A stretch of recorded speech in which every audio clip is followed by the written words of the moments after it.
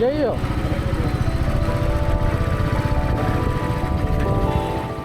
അങ്ങനെ നമ്മൾ പാലക്കാട് കൊച്ചി പാലിയേക്കര ടോളിലാണ് കയറിയിരിക്കുന്നത് കേട്ടോ.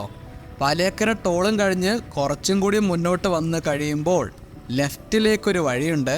ആ ലെഫ്റ്റിലേക്കുള്ള വഴിയിലൂടെ പോകുന്ന വഴിയാണ് ചിമ്മിണി ഡാമിലേക്ക്. കാര്യം ഞാൻ വർഷങ്ങളായിട്ട് പോകുന്ന റൂട്ടാണ് ഇതെങ്കിലും ഇതുവരെ ഈ ലെഫ്റ്റിലേക്ക് പോയി കഴിഞ്ഞാൽ ചിമ്മിണിയിലേക്ക് പോകുന്ന വഴിയാണെന്ന് എനിക്കറിയില്ലായിരുന്നു. ഇവിടുന്ന് ഏറെക്കുറെ 10-25 കിലോമീറ്റർ ഉണ്ട് ചിമ്മിണി ഡാമിലേക്ക്. പോകുന്ന വഴിക്ക് ഉടനീളം ബോർഡുണ്ട് കേട്ടോ. മൊത്തം പോകുന്ന വഴിക്കും ചിമ്മിണി ഡാമിലേക്കുള്ള ബോർഡ് ഇഷ്ടംപോലെ കാണാൻ പറ്റും. കുറച്ചും കൂടി എത്തിക്കഴിയുമ്പോൾ തുടങ്ങുകയാണ് സുഹൃത്തുക്കളെ റബ്ബർ എസ്റ്റേറ്റ്. കഴിഞ്ഞ ട്രിപ്പിന് പോയ പോലെ തന്നെ ഇഷ്ടംപോലെ റബ്ബർ എസ്റ്റേറ്റ് ആണ് കേട്ടോ. നല്ല രസമാണ് ഈ എസ്റ്റേറ്റ് നടുക്കൂടെ പോകാൻ വേണ്ടിയിട്ട്. അങ്ങനെ ഒരു സ്ഥലത്തെത്തിയപ്പോൾ നമ്മൾ വണ്ടി നിർത്തി കുറച്ച് ഫോട്ടോസൊക്കെ എടുത്ത് കുറച്ചൊരു ഇവിടെ ഇരുന്ന് റിലാക്സ് ചെയ്തിട്ടാണ് നമ്മൾ പോയത്. ഇത്ര നേരം നമ്മൾ ടൗണിൽ കൂടെ വന്നായിരുന്നല്ലോ, പെട്ടെന്ന് ഇങ്ങനെ ഒരു ആംബിയൻസിലേക്ക് കയറിയപ്പം ശരിക്കും ഒന്ന് റിലാക്സ് ആയി കേട്ടോ. ഇനി അങ്ങോട്ട് ചിമ്മിണി ഡാം എത്തുന്നത് വരെ ഇതുപോലെ 2 സൈഡിലും വലിയ റബ്ബർ എസ്റ്റേറ്റുകളാണ് കേട്ടോ. ഇരുട്ടാണ് ശരിക്കും ഇവിടെ. നല്ല ഇരുട്ടത്തിൽ കൂടെ പോകുന്നൊരു ഫീലാണ് നമുക്ക് ഇതിലൂടെ പോകുമ്പോൾ.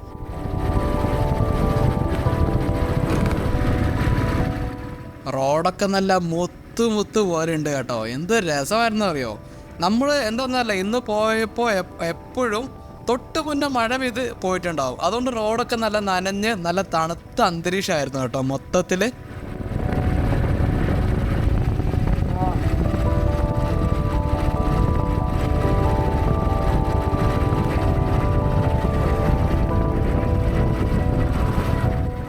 അങ്ങനെ ദ ഫേമസ് ആയിട്ടുള്ള ചിമ്മിണി ഡാമിൻ്റെ ആ ഒരു ഫേമസ് റൂട്ടിലേക്ക് നമ്മൾ കയറുകയാണ്. ഇനി അങ്ങോട്ടൊരു 5-10 മിനിറ്റ് ഉണ്ടല്ലോ, ഇതുപോലുള്ള വ്യൂ ആണ് കേട്ടോ. ഒരു രക്ഷയുമില്ലാത്തൊരു വ്യൂ ആണ്.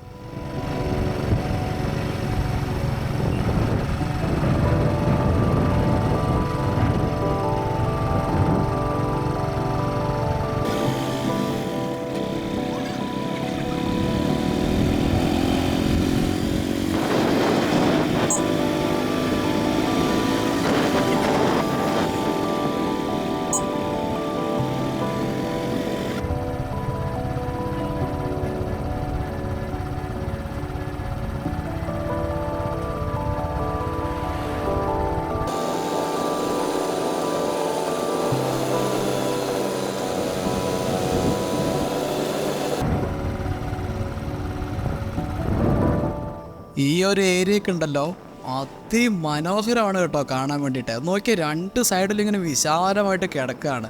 എനിക്ക് തോന്നുന്നു കുറച്ച് കാലം കൂടി നമുക്ക് ഇങ്ങനെ ഒരു വ്യൂ കാണാൻ പറ്റുള്ളൂ. അത് കഴിഞ്ഞിട്ടുണ്ടെങ്കിൽ മിക്കവാറും ഈ റബ്ബറുകളൊക്കെ വലുതായിട്ട് മുന്നിൽ കാണുന്ന പോലെ വലിയ റബ്ബർ തോട്ടമാകാനുള്ള ചാൻസ് ഉണ്ട്.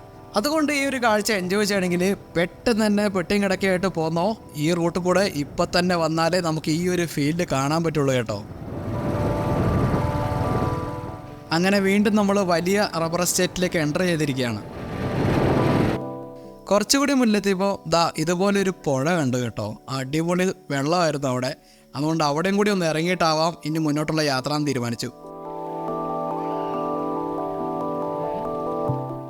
നല്ല തെളിഞ്ഞ തണുത്ത വെള്ളമായിരുന്നു കേട്ടോ ആ ഒരു എസ്റ്റേറ്റിൻ്റെ നടുക്ക്. പക്ഷേ അത് എസ്റ്റേറ്റ് നമുക്ക് തോന്നത്തേയില്ല കേട്ടോ. ശരിക്കും ഒരു കാടിൻ്റെ നടുക്ക് ഒഴുകുന്ന ഒരു പുഴ പോലെയാണ് നമുക്ക് തോന്നുക.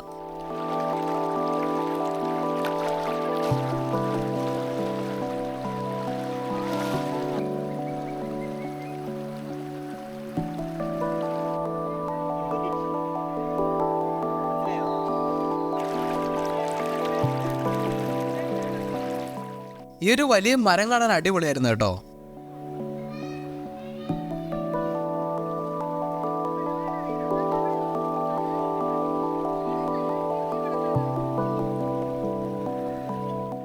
അങ്ങനെ അവിടെയുള്ള കാഴ്ചകൾ കണ്ട് നമ്മൾ വീണ്ടും ചിമ്മിണി ഡാമിലേക്ക് പോവുകയാണ്. വീണ്ടും നിരന്തരമായിട്ടുള്ള റബ്ബർ എസ്റ്റേറ്റുകൾ. കുറച്ചുകൂടി മുന്നിലെത്തിക്കഴിയുമ്പം ഇതുപോലൊരു ചെക്ക് പോസ്റ്റ് വരും. ഇവിടുന്ന് അങ്ങോട്ട് നമുക്ക് കയറണമെങ്കിൽ ഇവിടുന്ന് പാസ് എടുത്തിട്ട് വേണം നമ്മൾ അങ്ങോട്ട് കയറാൻ വേണ്ടിയിട്ട്. ഞാൻ ബൈക്ക് മുന്നോട്ട് നിർത്തിയിട്ടിട്ട് അവിടുന്ന് പാസ് എടുത്തു. 20 രൂപയാണ് ഒരാൾക്ക് പാസ് വരിക. ഇത് ശരിക്കും ചിമ്മിണി ഡാമിലേക്ക് എന്നുള്ള രീതിയിലുള്ളൊരു ടിക്കറ്റ് അല്ല, ഈ കാട്ടിലേക്ക് പ്രവേശിക്കണമെങ്കിൽ ഉള്ള ഒരു ടിക്കറ്റാണ് ഈ കാണുന്നത്. ഇനി പ്രത്യേകിച്ചൊരു ടിക്കറ്റ് ചിമ്മിണി ഡാമിൽ ഇല്ല കേട്ടോ. നമ്മൾ ഈ ടിക്കറ്റ് തന്നെ മതി അവിടെയും. നല്ല തണുപ്പായിട്ടുണ്ടായിരുന്നു കേട്ടോ. അപ്പം കാരണം നമ്മളൊരു കാട്ടിലേക്ക് കയറിയിരിക്കുകയാണ്. അതുമാത്രമല്ല സമയം ഏറെക്കുറെ വൈകുന്നേരം ആയിട്ടുണ്ടായിരുന്നു. എന്ത് കിടിലം റോഡല്ലേ, നോക്കിക്കേ. ശരിക്കും ഇവിടെ എത്തി കഴിയുമ്പോൾ ഞങ്ങൾക്ക് വഴി തെറ്റിപ്പോയി. ലെഫ്റ്റിലേക്ക് നേരെ മുകളിലേക്ക് അങ്ങ് പോയാൽ നേരെ അങ്ങ് എത്തുമായിരുന്നു. പക്ഷെ ഞങ്ങൾ റൈറ്റിലേക്ക് പോയിട്ട് കറങ്ങി ലെഫ്റ്റിൽ കൂടെ മുകളിലേക്ക് കയറേണ്ട വന്നു. പക്ഷേ മൊത്തം കാട്ടക്കൂടത്തിനുള്ള യാത്ര ആയതുകൊണ്ട് വഴി തെറ്റിയാലും കുഴപ്പമില്ല, രസമായിരുന്നു.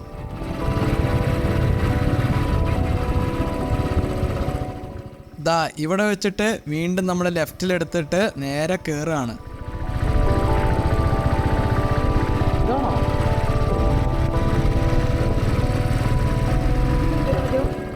കുറച്ചുകൂടി മുന്നേറ്റവും തന്നെ നമുക്ക് ഡാമിൻ്റെ റിസർവോയറിൻ്റെ ഒരു കെട്ടെല്ലാം കാണാൻ പറ്റും കേട്ടോ.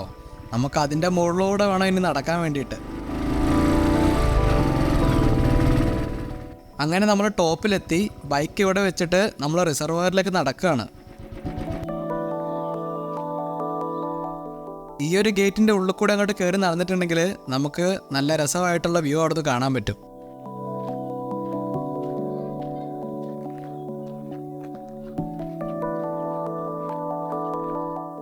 വേനൽക്കാലം ആയിരുന്നതുകൊണ്ട് വെള്ളം വളരെ കുറവായിരുന്നു.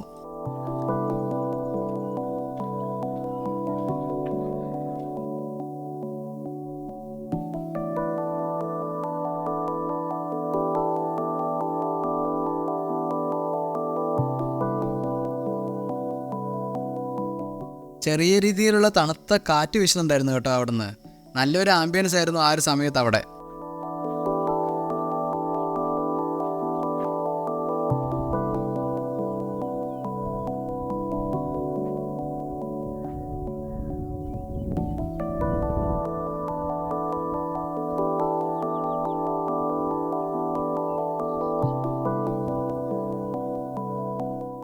ഇങ്ങനെ പടർന്നു കിടക്കുന്ന ഈ ഒരു മരം കാണാൻ നല്ല ഭംഗിയുണ്ടായിരുന്നു കേട്ടോ.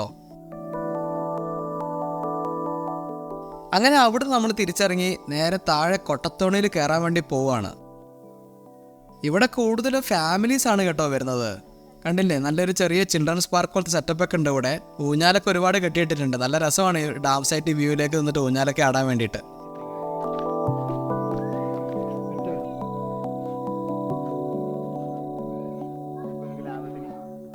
ആഹാ, മഞ്ഞമ്മൽ ബോയ്സ് ഒക്കെ നിൽപ്പുണ്ടല്ലോ അവിടെ.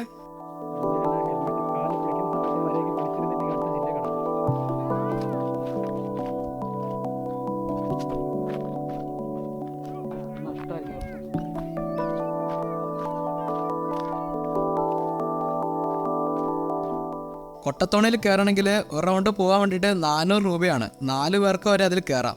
അപ്പം ഞങ്ങളാകെ 2 പേരിലേ ഉണ്ടായിരുന്നുള്ളൂ. അപ്പോൾ 2 പേരെയും കൂടി സംഘടിപ്പിക്കുകയാണെങ്കിൽ നമുക്ക് കുറച്ച് ലാഭമാണല്ലോ എന്ന് വിചാരിച്ച് അനിരുദ്ധ് പോയിട്ട് വഴിയെ പോകുന്ന എല്ലാവരോടും പോയി ചോദിക്കുമായിരുന്നു, ചേട്ടാ ഇങ്ങനൊരു സംഭവമുണ്ട്, നിങ്ങളും കൂടി വരുന്നുണ്ടോ എന്ന്. അങ്ങനെ അവൻ ചോദിച്ചു നടന്നതിൻ്റെ ഫലമായിട്ട് നമുക്ക് 2 പേരെ കിട്ടിയിരിക്കുകയാണ്. ഇവർ 2 പേരും കൂടി നമ്മുടെ കൂടെ ഇതിനകത്ത് കയറാനുണ്ടാവും. ഇവരും തൃശ്ശൂർകാർ തന്നെയാണ് കേട്ടോ. ഇവർക്കുണ്ടായിരുന്നൊരു ഇഷ്യൂ വെച്ചിട്ടുണ്ടെങ്കിൽ ഇവരുടെ കയ്യിൽ ലിക്വിഡായിട്ട് ക്യാഷ് ഉണ്ടായിരുന്നില്ല, ഗൂഗിൾ പേ മാത്രമേ ഉണ്ടായിരുന്നുള്ളൂ. അതുകൊണ്ടാണ് ഇവർ കയറാതിരുന്നത്. എന്തോ ഭാഗ്യത്തിന് എൻ്റെ കയ്യിൽ ലിക്വിഡായിട്ട് 500 രൂപ ഉണ്ടായിരുന്നു. അതുകൊണ്ട് അതിനകത്ത് കയറാൻ പറ്റി. പക്ഷേ ഒന്നും പറയാനില്ല കേട്ടോ. കിടിലൻ എക്സ്പീരിയൻസ് ആയിരുന്നു ഈ സാധനത്തിൽ കയറി. ഞാൻ ആദ്യമായിട്ടാണ് ഈ കൊട്ടത്തോണി കയറിയത് കേട്ടോ. ഒരുപാട് ദൂരമൊന്നും പോവില്ല. പക്ഷേ ഈ പുള്ളി ഇങ്ങനെ ഓരോ കഥകളൊക്കെ പറഞ്ഞ് ഈ സ്ഥലത്ത് വെള്ളം കയറുന്നതും ആന ഇറങ്ങുന്നതും ഉള്ള കഥകളൊക്കെ പറഞ്ഞ് നമ്മളെയും കൊണ്ട് ഇങ്ങനെ പോവാണ്. നല്ലൊരു വൈബായിരുന്നു കേട്ടോ അതിനകത്ത് ഇരിക്കാൻ വേണ്ടിയിട്ട്.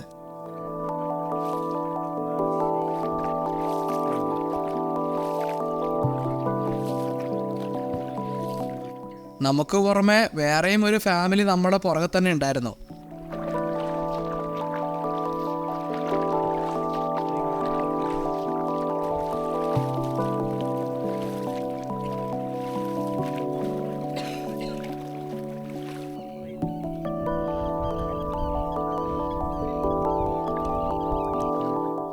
ശരിക്കും ഭയങ്കര ഡേഞ്ചറായിട്ടുള്ളൊരു കാടാണ് കേട്ടോ നമ്മുടെ ചുറ്റും ഉള്ളത്. ആനകൾ ഒരുപാടുണ്ട് അവിടെ. ഈ തുഴയുന്ന ചേട്ടൻ്റെ പെങ്ങളെ ആന പിടിച്ചിട്ട് എന്തോ ഭയത്തിൻ്റെ രക്ഷപ്പെട്ടാന്നാണ് പുള്ളി പറഞ്ഞുകൊണ്ടിരിക്കുന്നത്. മാത്രമല്ല, നമ്മൾ ഈ കൊട്ടത്തോടയിൽ കയറുന്നതിന് തൊട്ട് മുന്നേ അപ്പുറത്തെ കരയിൽ ഒരു ആന വന്നിട്ടുണ്ടായിരുന്നു. ആന വന്നതും മാൻകൂട്ടങ്ങളെ കണ്ടിട്ട് അത് പെട്ട് തന്നെ തിരിച്ചു കയറിപ്പോയി.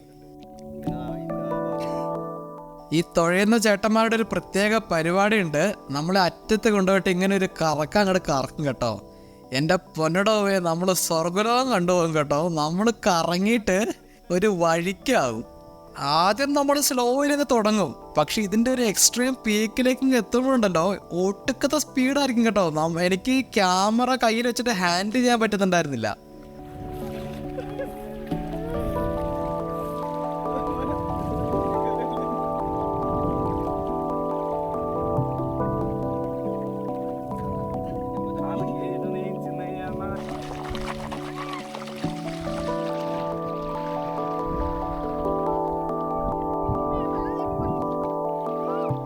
ദേ അപ്പുറത്തെ തോണിക്കാരിട്ട് കറക്കാണ് കേട്ടോ. അവര് കാറിക്കോവാണ് അവിടെ കിടന്നിട്ട്.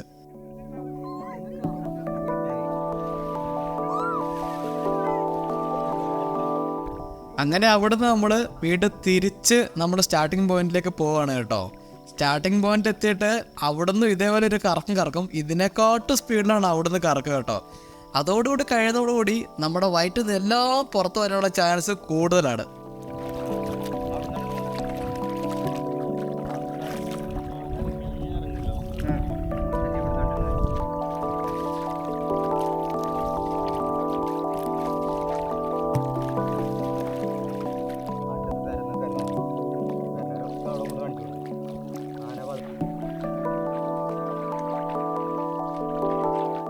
പുള്ളിക്കാരിയൊക്കെ ശരിക്കും പേടിച്ചിരിക്കുകയാണ് കേട്ടോ. ഇനി അവിടെ പോയിട്ടൊരു കറക്കം കൂടി ഉണ്ടല്ലോ എന്ന് ആലോചിച്ചിട്ട്. അങ്ങനെ പുള്ളിയുടെ പരിപാടി തുടങ്ങിയിരിക്കുകയാണ് വീണ്ടും.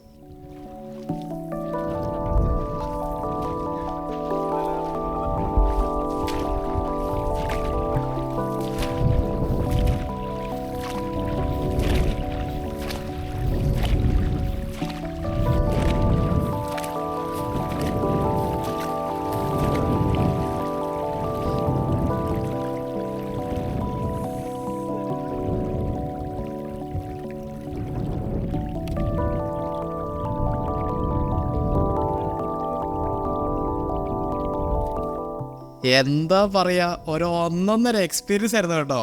400 രൂപ കൊടുത്താലിപ്പോൾ എന്താ, ഇതുപോലുള്ളൊരു എക്സ്പീരിയൻസ് നമുക്ക് കിട്ടിയില്ലേ.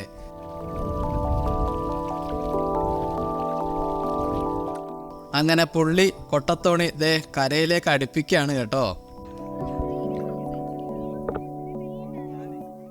അങ്ങനെ വാള് വെച്ചില്ല എന്നുള്ളൊരു അവസ്ഥയിൽ ആടി ഒലഞ്ഞ് നമ്മൾ ഇറങ്ങുകയാണ്.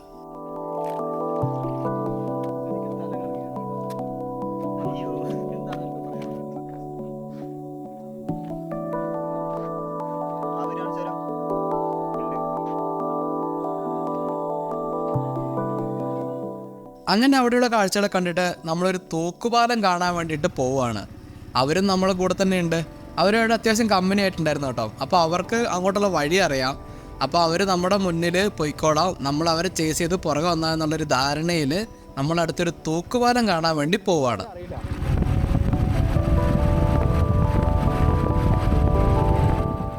ഏകാന്ത ചന്ദ്രികേ പാട്ടൊക്കെ പാടി തകർത്താണ് കേട്ടോ പോയിക്കൊണ്ടിരിക്കുന്നത്. അങ്ങനെ നേരത്തെ നമ്മൾ കണ്ടേക്കുന്ന ആ ഒരു അടിപൊളി ആ ഒരു റോട്ടിൽ കയറി നമ്മൾ തിരിച്ച്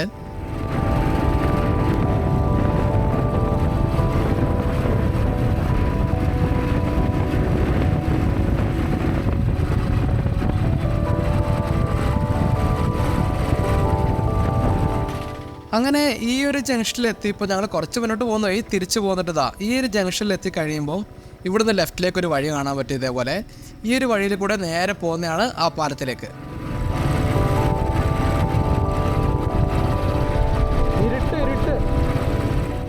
ഈ കാണുന്ന ചെറിയൊരു പാലം അടിപൊളി ഫീൽ ആയിരുന്നു കേട്ടോ. നമ്മൾ വാൽപ്പാറയ്ക്ക് പോകുമ്പോൾ ശരിക്കും ഇങ്ങനെ ഒരു പാലം കാണാൻ പറ്റും.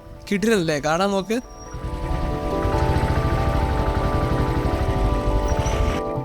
അങ്ങനെ കുറച്ചുകൂടി മുന്നോട്ടെത്തി കഴിയുമ്പോൾ ദാ ഇങ്ങനെ ഒരു സ്ഥലം കാണാൻ പറ്റും. ദാ അവിടെയാണ് ശരിക്കും നമ്മുടെ തൂക്കുപാലം ഉള്ളത് കേട്ടോ.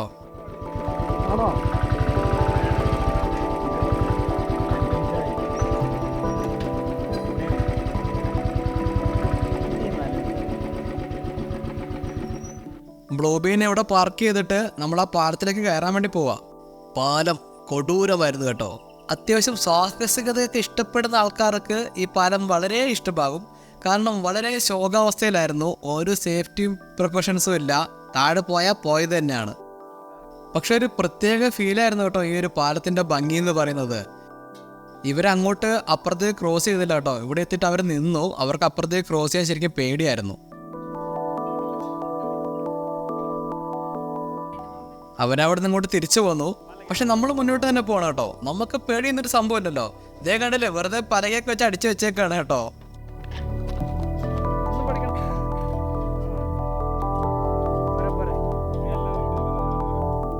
ശരിക്കും നന്നായിട്ട് ആടുന്നുണ്ട് കേട്ടോ. നമ്മൾ നടക്കുമ്പോൾ ശരിക്കും ആടും. ഇത് ശരിക്കും വലിയ പാലങ്ങളും ഇങ്ങനെ ആടും. പക്ഷെ അത് പൊട്ടില്ലാന്നൊരു വിശ്വാസം നമുക്കുള്ളതുകൊണ്ട് പേടി ഉണ്ടാവില്ല സാധാരണയാണെങ്കിൽ. പക്ഷെ ഇത് പൊട്ടെന്ന് നമുക്ക് തോന്നുകയും ചെയ്യും. ആട്ടം കൂടി ആകുമ്പോൾ സംഭവം നൈസായിരുന്നു.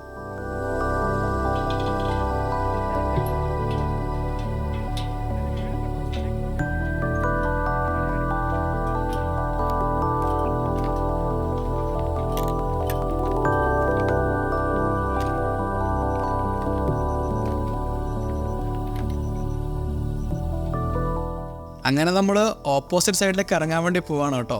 നടുവിലൊക്കെ നിറച്ച് ഗ്യാപ്പാണ്. നോക്കിയും കണ്ട് ഇറങ്ങിയിട്ടില്ലെങ്കിൽ ശരിക്കും കാലിൻ്റെ അടിയിൽ കൂടെ താഴേക്ക് പോകും.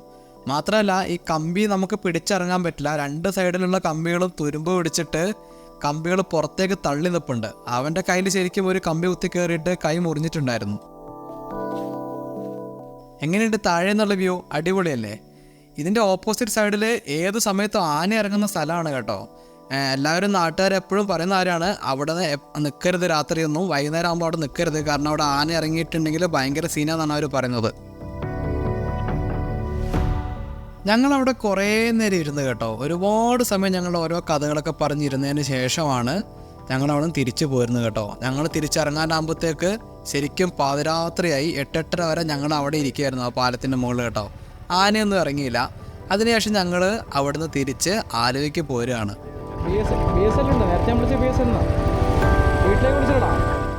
ഇങ്ങോട്ട് വന്നപ്പോൾ വളരെ മനോഹരമായിട്ട് കണ്ടൊരു പാലം. രാത്രി കണ്ടപ്പോൾ ശരിക്കും ടെറർ ഫീൽ കേട്ടോ. പേടിയാവും കാണുമ്പോൾ. എന്ത് രസമല്ലേ ഇങ്ങനെ കൂരിരുട്ടത്ത് കൂടെ വണ്ടി ഓടിക്കാൻ. അങ്ങനെ നമ്മൾ തിരിച്ച് തൃശ്ശൂർ എറണാകുളം ഹൈവേയിൽ കയറിയിരിക്കുകയാണ്.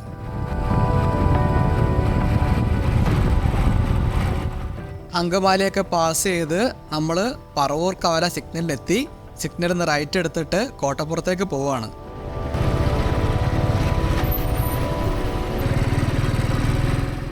അങ്ങനെ ഇന്ന് നമ്മൾ പോയി കണ്ട ഒരുപാട് മനോഹരമായിട്ടുള്ള സ്ഥലങ്ങൾ മനസ്സിലിങ്ങനെ ഓർത്തുകൊണ്ട് ഇന്നത്തെ ട്രിപ്പ് നമ്മളിവിടെ അവസാനിപ്പിക്കുകയാണ്. ദേ നോക്കിക്കേ, കറക്റ്റ് 200 കിലോമീറ്റർ നമ്മളിന്ന് ഓടി കേട്ടോ. അപ്പോഴേ നമ്മുടെ വീഡിയോ ഒക്കെ ഇഷ്ടമാവുന്നുണ്ടെങ്കിൽ ചാനൽ സബ്സ്ക്രൈബ് ചെയ്യാൻ വേണ്ടി മറക്കണ്ട. അടുത്തൊരു വീഡിയോയിൽ വരുന്നവരെ എല്ലാവരും ഹാപ്പി ആയിട്ടിരിക്കുക. This is Marisangam signing off.